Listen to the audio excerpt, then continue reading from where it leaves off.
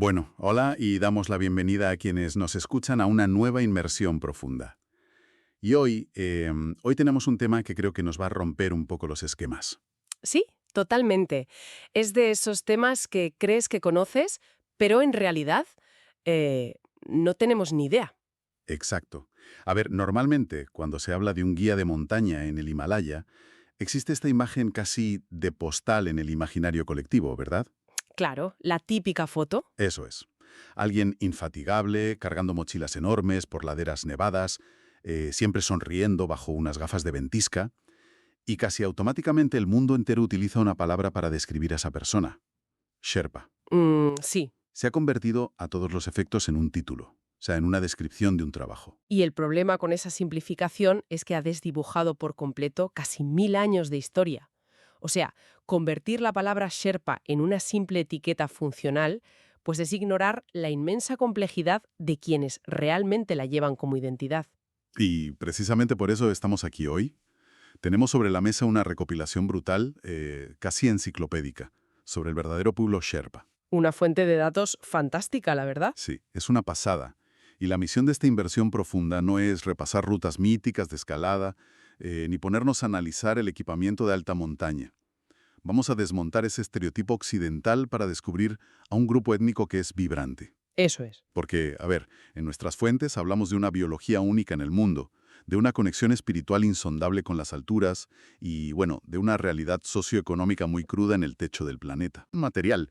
Resulta que la etimología lo dice prácticamente todo sobre sus orígenes. Así es. La palabra proviene del idioma tibetano. Shar, por un lado, se traduce como este. Y pa significa pueblo o gente. O sea, gente del este. Literalmente. Estamos hablando de la gente del este. Su historia oral y, bueno, también los registros budistas nos cuentan que descienden de grupos nómadas que habitaban la región de Kham. Que eso está en el este del Tíbet, claro. Exacto. Estos nómadas, que originariamente estaban estructurados en 4 clanes principales, los Miñakpá, Zimmi, Lamas Sherwa y Chawa, emprendieron una migración masiva. Estamos hablando de entre los siglos XIII y XIV. Ostras, a ver, cruzar el Himalaya en el siglo XIII no debió ser precisamente un paseo agradable. Desde luego que no. Entonces, según los datos, ¿por qué abandonarían su hogar para adentrarse en una de las cordilleras más inhóspitas de la Tierra? Pues la historia apunta a una huida. Probablemente buscaban escapar de tensiones políticas y también de conflictos religiosos, con la creciente influencia del budismo mahayana. Esto en el Tíbet central. Vale. Huyendo hacia lo desconocido. Y viajaron atravesando regiones inmensas hasta acabar asentándose en los valles altos de Nepal, concretamente en la zona de Solukhumbu. Ese aislamiento tan extremo pues moldeó todo en ellos, empezando por cómo se comunican. Claro, el idioma. Hoy hablan una lengua de la rama sur del tibetano birmano que ha evolucionado en paralelo. Para que nos hagamos una idea, es tan distinta que un hablante del tibetano central de Lhasa no entendería absolutamente nada de lo que dice un Sherpa hoy en día. O sea que utilizar la palabra Sherpa para referirse a cualquier alpinista o porteador comercial que carga una mochila es, poniéndolo un poco en perspectiva, como si decidiéramos llamar berlineses a todos los panaderos del mundo, solo porque hacen un pan que se parece un poco. Es una analogía muy buena, sí. Es que estás despojando a toda una cultura milenaria de su identidad para convertirla en un sustantivo genérico. Es muy fuerte. Y fíjate en la ironía geográfica que encierra ese nombre, porque se llaman a sí mismos la gente del este por su origen en Kham, pero hoy en día viven en las tierras altas de Nepal, ¿Que están al sur? que están situadas al sur del Tíbet, claro. Es como si el nombre actuara como una brújula lingüística permanente, recordándoles de dónde partieron, sin importar en qué punto del mapa se encuentran ahora mismo. ¡Qué maravilla! Vale, entonces, sabiendo que migraron cruzando pasos a altitudes extremas y se asentaron donde el aire es, bueno, literalmente un lujo, a mí me surge una duda razonable leyendo las fuentes. A ver, cuéntame. Porque siempre vemos documentales sobre su resistencia sobrehumana. Pero, haciendo un poco de abogado del diablo, ¿es genética real? O sea, ¿escrita a fuego en el ADN? ¿O es simplemente que, si creces corriendo por laderas a 4000 metros de altura, pues tus pulmones se acostumbran por pura aclimatación a lo largo de tu vida? Pues la diferencia entre aclimatación y adaptación evolutiva es clave aquí. A ver, cualquier montañero de élite, si pasa semanas en altitud, pues se aclimata. Claro. Lo típico de ir semanas antes al campo base. Exacto. Su cuerpo empieza a producir más glóbulos rojos para capturar el poco oxígeno que hay en el aire. Pero eso tiene un coste altísimo. La sangre se vuelve espesa, el corazón trabaja al doble y, claro, el riesgo de coágulos se dispara. Madre mía. Pues los Sherpas no hacen esto. Su biología es el resultado de miles de años de aislamiento en las alturas. Han desarrollado más de 30 factores genéticos únicos. Más de 30 alteraciones. O sea, es como si la evolución hubiera rediseñado el motor humano para que funcione con una mezcla de combustible totalmente distinta. Tal cual. Y el mejor ejemplo de ese rediseño es el gen EPAC1, que en los círculos científicos se ha ganado el apodo del gen del superatleta. El gen del superatleta. Suena a ciencia ficción. Totalmente. Lo que hace este gen es fascinante. En lugar de entrar en pánico y producir glóbulos rojos masivamente, como haría nuestro cuerpo, el EPAS1 regula la hemoglobina para mantener la sangre fluida, ¿Vale? pero hace que la extracción de oxígeno a nivel celular sea hipereficiente. O sea, utilizan cada molécula de oxígeno al máximo. Y a esto, ojo, se le suma otro truco evolutivo. Aún hay más. Sí. Producen el doble de óxido nítrico que una persona promedio a nivel del mar. Vale. Pregunto desde la ignorancia total. ¿Qué hace el óxido nítrico exactamente en el cuerpo bajo ese estrés de altitud? Pues actúa como un vasodilatador potentísimo. O sea, expande los vasos sanguíneos, asegurando que, aunque el oxígeno sea escaso, el flujo de sangre hacia los pulmones y los músculos sea constante y muy abundante. Y sin forzar el corazón. Exactamente, sin forzar el sistema cardiovascular. Hay un detalle en las fuentes sobre todo este código genético que me resulta muy curioso, porque siempre se ha dado por hecho su origen tibetano, tal y como decíamos antes. Pero hubo un momento en que la comunidad científica tuvo un debate bastante intenso sobre de dónde venían exactamente esos genes. ¿Verdad? Uy, sí. En 2014, el mundo académico se topó con un obstáculo inesperado. Para entender esto bien, hay que hablar de los haplogrupos. Vale. Pensemos en un haplogrupo como una especie de miga de pan genética. Un sello en el ADN que nos permite rastrear exactamente por dónde caminaron nuestros ancestros miles de años atrás. Vale, entiendo. Como un mapa en la sangre. Eso es.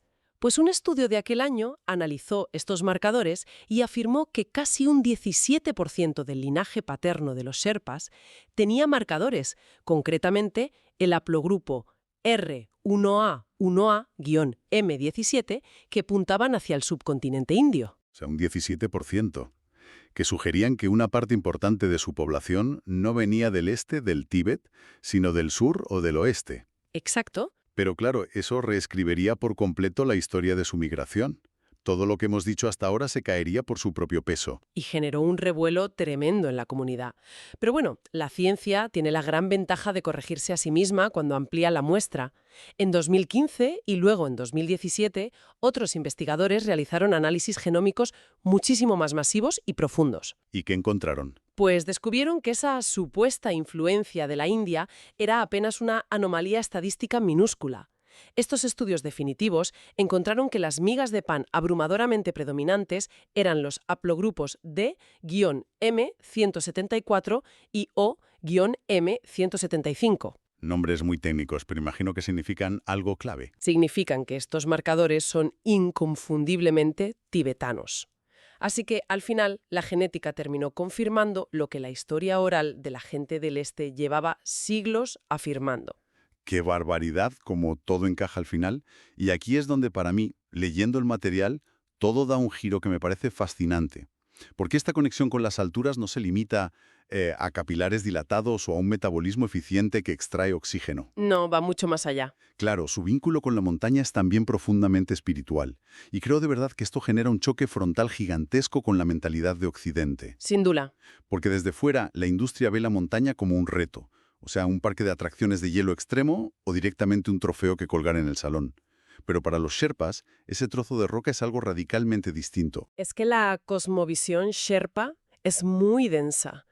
Practican predominantemente la escuela Nyingma, que es la más antigua del budismo tibetano. Fue fundada en el siglo VIII por el gurú Rinpoche. Vale. Pero lo verdaderamente interesante es que no es un budismo de manual, digamos. Está profundamente entrelazado con el Bon, que es la religión chamánica y animista prebudista de la zona. Ya, la mezcla de creencias. Exacto. Para ellos, las montañas no son simples formaciones geológicas, son deidades vivas. Y tienen hasta nombres propios que reflejan ese estatus divino, ¿no? Porque en las fuentes vemos que el Everest no se llama Everest, que al final es un nombre puesto por topógrafos británicos. Para ellos es Chomolungma, La madre del mundo. la madre del mundo, fíjate. Y el Makalu es la representación de la deidad Shiva o Shankar. O sea, cada valle, cada clan, tiene cumbres sagradas que reverencian de forma absoluta. Y precisamente, ese es el epicentro del conflicto moderno, especialmente visible en áreas como el Parque Nacional de Sagarmatha. La ley espiritual Sherpa valora la vida por encima de todo. Y de hecho, prohíbe terminantemente matar o destruir seres vivos. Y entonces llega el turismo. Claro, de repente tienes una afluencia anual de miles de turistas y alpinistas que desconocen por completo esta doctrina y esta sensibilidad. Solo hay que ver los incidentes que documentan las fuentes en el parque. Hay turistas que, por simple apatía o por ignorancia pura, talan árboles vivos o arrancan ramas dentro de estos bosques sagrados simplemente para hacerse una fogata y combatir el frío en el campamento. Es un choque tremendo. Es que es fácil imaginar la magnitud de la ofensa. A ver, para la audiencia, hagamos una comparación. Si lo comparamos con alguien que entra en una catedral gótica milenaria en Europa, coge un hacha, destroza un banco de madera tallada del siglo XV y se monta una barbacoa directamente sobre el altar mayor. Es un buen ejemplo visual. Esa es la agresividad del acto para un Sherpa. Ellos realizan complejos rituales purificadores y piden perdón a la deidad antes siquiera de pisar la montaña para escalar. Y luego esto. Para intentar mediar un poco en este choque cultural tan fuerte, los administradores del parque crearon lo que llaman grupos de zona de amortiguamiento. ¿Y eso funciona? Pues la idea sobre el papel es buena. Es dar una plataforma a los líderes de las aldeas locales para que puedan, alzar la voz frente a estas profanaciones. Pero el problema real es que estos grupos carecen de cualquier estatus legal. No tienen poder de veto. Ah, claro. Son solo una figura decorativa, digamos. Básicamente, el gobierno nepalí, que es quien dicta las normativas, tiene la última palabra. Y el gobierno está mirando constantemente las asombrosas cifras económicas que genera el turismo de altura. Una tormenta perfecta. Es una colisión directa entre lo divino y lo comercial. Y creo que esto nos empuja al núcleo más duro de la realidad moderna de este pueblo. La industria multimillonaria del alpinismo y su devastador coste humano. Aquí entramos en terreno pantanoso. Hablemos de la cascada de hielo del Khumbu. Según las fuentes, esto es terrorífico. La cascada del Khumbu es literalmente un glaciar fragmentado en constante movimiento. Y es el peaje ineludible para subir al Everest por la vertiente sur. Es un caos de grietas insondables que pueden superar los 50 metros de caída libre. 50 metros. Y todo esto rodeado de seracs. Los seracs son bloques o torres de hielo muy inestables. Pueden tener el tamaño de edificios de 10 plantas, imagínate. Y pueden colapsar sin previo aviso por un simple cambio de temperatura. El sol los calienta un poco y se vienen abajo. Y la estadística de los cruces aquí destruye por completo ese mito heroico del cliente que paga por la expedición, porque un escalador extranjero cruza este campo minado de hielo quizás 2 o 3 veces en toda la temporada. Claro, suben para aclimatar y luego para la cumbre. Exacto.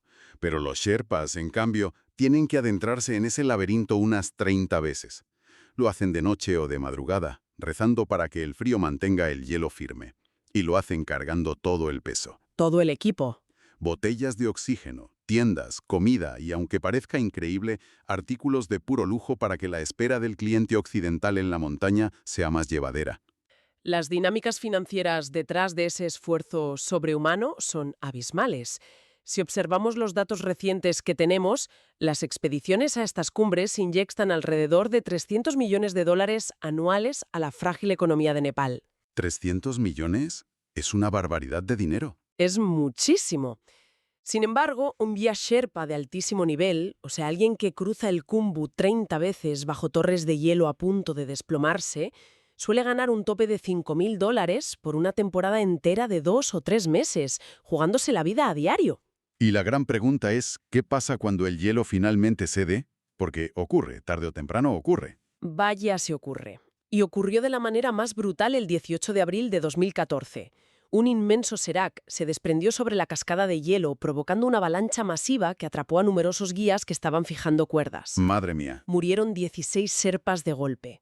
Fue una tragedia nacional absoluta. 16 familias destrozadas. Sí, y ante la pérdida de quienes literalmente sostienen toda la industria sobre sus espaldas, el gobierno nepalí ofreció a las familias afectadas una compensación económica inicial. Según los registros, fueron 40.000 rupias. Espera, a ver. 40.000 rupias. Si hacemos la conversión mental rápida, basándonos en los datos de la fuente, estamos hablando de unos $400 estadounidenses. Efectivamente. ¿Ese es el valor que se le pone a una vida humana que es el pilar de una industria que mueve cientos de millones? Es muy fuerte. Esa misma indignación, lógicamente, estalló en las aldeas. Ese año, la comunidad Sherpa se plantó. Organizaron una huelga sin precedentes que paralizó por completo la temporada de escalada de 2014. ¿Normal? Presentaron un pliego de demandas al gobierno exigiendo mejores seguros de vida, fondos de ayuda para las viudas de los fallecidos y un porcentaje mayor de los ingresos por los permisos de escalada. Se negaron en rotundo a seguir trabajando esa temporada.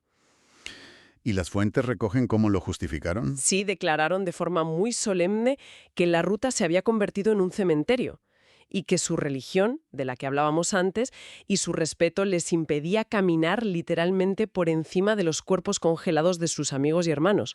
Y por otro lado, claro, como muestra el material de manera muy objetiva, mientras esto ocurría, se documentaron conversaciones de clientes internacionales en el campo base, que ajenos al luto de la comunidad local, debatían airadamente si debían forzar la continuación de la expedición porque, bueno, habían pagado decenas de miles de dólares por estar allí. Esta es una situación de tensión máxima.